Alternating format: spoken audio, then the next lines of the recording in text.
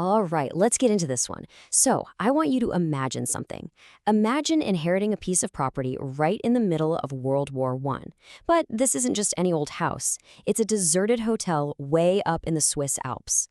What starts out as just a really strange inheritance spirals into this tangled web of deposed kings, secret plots, and at the center of it all, a mysterious servant girl who is so much more than she seems. So, our main guy here is Michael O'Ryan. He's a pretty stuffy, conservative American guy, describes himself as a sober, decent citizen, and he's just inherited his late uncle's, well, bizarre business venture in neutral Switzerland. This is a man who really believes in order and predictability, and he's just been handed a legacy of pure chaos that he wants absolutely no part of. You know, a weird, empty hotel is one thing. But as Orion finds out pretty quickly, the property itself is actually the least of his problems. The real mystery? Well, it's waiting for him right there on the veranda. Now, we've got to talk about the setting because it is absolutely crucial. We are in a deserted chalet in the Swiss Alps. And even though Switzerland is neutral, it is far from peaceful. The whole country is just crawling with spies and is on super high alert, taking what the officials are calling extraordinary precautions. So this supposedly safe haven, it's really just a tiny version of the war itself, a place where everyone's a suspect and nothing is what it seems. And this is where the central puzzle really kicks in. Orion gets there and finds only one person at the chalet, a red-headed servant girl named Thusis. At the very same time, he happens to be carrying a photograph he just bought, a popular print called The Laughing Girl. And he is intensely annoyed when he realizes that this dirty, kind of presumptuous servant looks exactly like the captivating woman in the photo. It just completely messes with his neat, orderly view of the world. And this is where that contradiction just gets deeper and deeper. Orion sees Thusis as a slattern in a filthy dress who is constantly making fun of his formal, stuffy attitude. But he also can't deny that she's a phenomenal cook and carries herself with this elegance that just screams pedigree. She completely defies any easy category, blurring all those class lines he finds so comforting. It's obvious she is not just some simple peasant girl. Which brings us to this obsession he has with the photograph. The Laughing Girl is a print that sold all over Europe. He'd resisted buying it in London, then Paris, then Geneva, but he finally gave in. There's just something about her idealized face that he can't get out of his head, which of course makes the messy reality of the servant girl all the more frustrating for him. So this all leads us to the core question that's driving the whole first part of our story. Who is this girl? How can she possibly be both a common servant sweeping the porch and the iconic woman in this famous photograph? And let me tell you, things escalate fast. Orion's strange but quiet inheritance just spirals out of control with incredible speed. One day he arrives.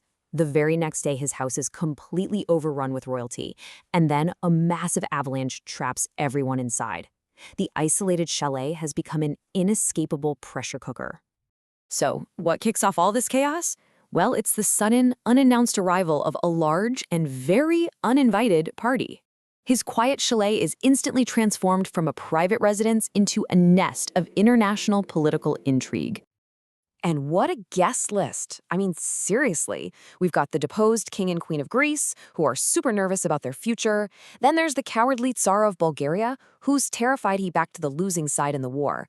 A Bolshevik envoy sent by Trotsky himself, a seductive countess, and a German intelligence agent pretending to be a secretary. It's like the entire crumbling old world and the dangerous new one decided to have a conference in his living room. And then the avalanche hits. This is the critical turning point. The chalet is no longer just a hotel, it is a prison. Escape is impossible. And it forces all of these clashing ideologies, heroes, villains, and everyone in between, into a very dangerous high-stakes confrontation.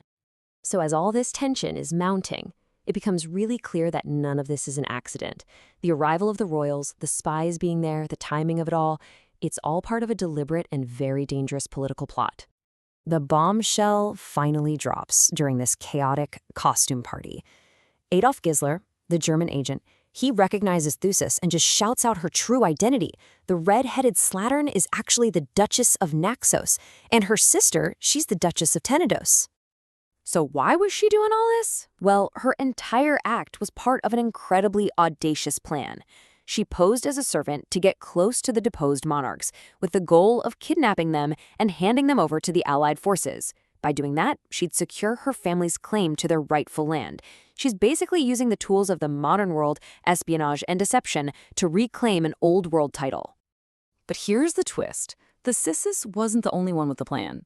Turns out she was being manipulated. Her enemies, led by King Constantine, had forged her orders to lure her into a trap of their own. They were trying to neutralize her and her mission. It's a sharp reminder that in the great game of war, even the schemers can end up being just pawns. So with all the secrets out in the open, the whole situation just explodes. The political plots completely collapse into chaos. And Orion, who, remember, just wanted to sell a hotel, now has to choose between the safe, orderly life he knew and a brand new future of danger and love. The costume party just descends into total madness. Drunken accusations are flying everywhere as King Constantine himself shouts that they are all tangled up in treason. The fragile little web of secrets completely unravels, and suddenly, everyone's life is in jeopardy. And just when it seems like things couldn't possibly get any more chaotic, there is one last surprise. Raoul, the quiet, simple farmer, reveals his true identity. He pulls out 2 automatic pistols, calmly takes control of the room, and announces he's an agent for the Allies. In this chalet, absolutely no one is who they appear to be. In this moment of truth, Orion goes through this profound transformation. He completely rejects his stuffy past as an interior decorator who is obsessed with surfaces and order. He chooses adventure, uncertainty, and a future with Thusis, declaring he's ready to bag kings for the woman he loves and to embrace the beautiful chaos of a life that's actually lived. And this brings us to the story's really unique tone. As they're making their escape, Thusis, the Duchess of Naxos, throws her head back and lets out that iconic laugh of the laughing girl. Her final words just perfectly capture the story's blend of wartime gravity, romance, and a recognition of the sheer absurdity of it all. So, as our story of spies, love, and laughter in the Alps comes to a close, it leaves us with a question. In the middle of global conflict and political chaos, what really matters? Is it a throne or a piece of land, or is it something else entirely?